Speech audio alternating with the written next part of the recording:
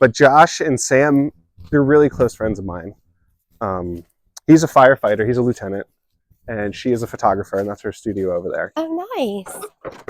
And their kids are the same age as my middle and youngest. Oh, that's wonderful. So they have a 5-month-old and a 2.5-year-old, or a 3-year-old now. Oh my gosh, Luke's 3.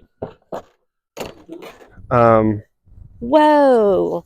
This so was this here when they bought the house? Yeah. And they didn't even eat the figs. I was like, you have the best fig tree of all time. And they're like, you do? And I was like, yeah. I have been taking care of it for 4 years and guiding it. And it feeds the entire neighborhood and all the wildlife. Everybody gets a fig. Wow. It's the Oprah tree. You get a fig and you get a fig. Look at how big it is. It's like its own little... My kids come out here. I know. My kids climb the tree.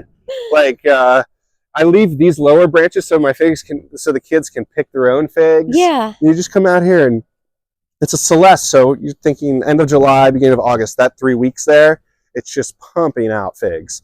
And then see these are suckers. You can pull, they have all their own roots. So if you dig this up, you can plant those in a pot and they'll grow into their own trees. Oh my goodness. And there's like a dozen there. I know. That's crazy. It's crazy. Yeah. I think the most difficult part of a fig is its first 3 years of life, and then good luck killing it after that. Yeah. Because they are quite resilient after they get started. And so if we're looking at where this one's located with this house, so this is north. This is on the west side of their house. The west side of their house. Okay. So you're talking, it probably gets 5 to 6 hours of consistent sunlight. Okay. Once it hits 12 o'clock to sunset. And it was good whoever planted it. They didn't plant it like so super close to the foundation. They came off a little bit. I actually had to prune it a lot off the foundation. What someone told me once in the Hobby Greenhouse Club was that fig trees like to have their roots protected, but also be in a sunny spot. So having them up against structures, they actually like it a lot. Yeah.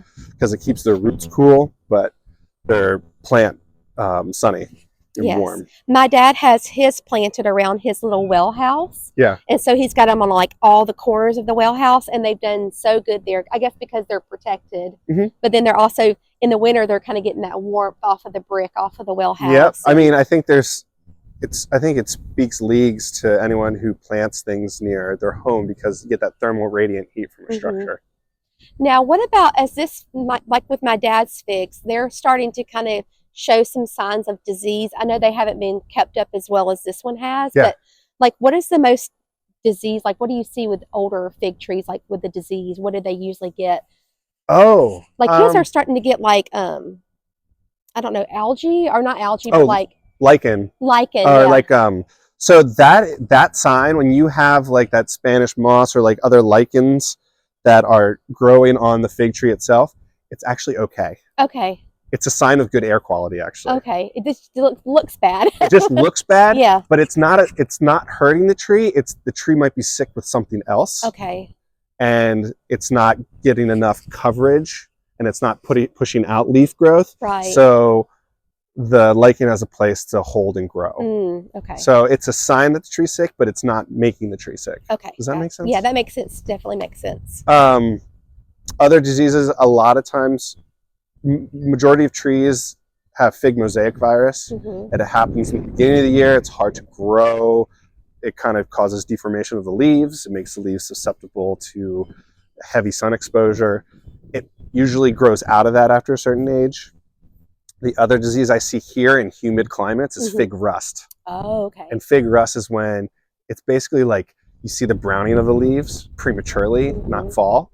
And it's a fungus that grows on the leaves itself, and it's in a lot of humid climates. If you notice your trees getting exposed to fig rust, it can stunt the growth because you just don't have leaf growth anymore. Right. You got to burn those leaves. So get rid of them. Get rid of them. You can't compost them, unfortunately. Could you spray it with like some type of fungicide or something? The copper fungicide works great. The bonide works. Bonide, okay. It's so chilly. This is like a nice like wind tunnel here. Yeah. So we got it out of the way. We can go. We can go see the sun again. But unfortunately, I got my northern blood that kicks in the gear. We can go warm up for a little bit too. We can always go in the house. The sun's great. It's just when.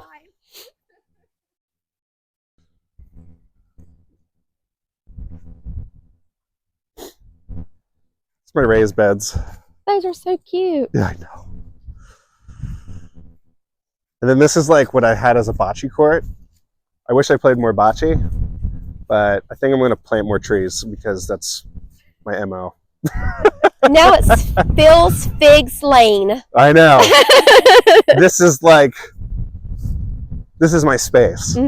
I can come out here and I just like bask in it, you know? It's beautiful.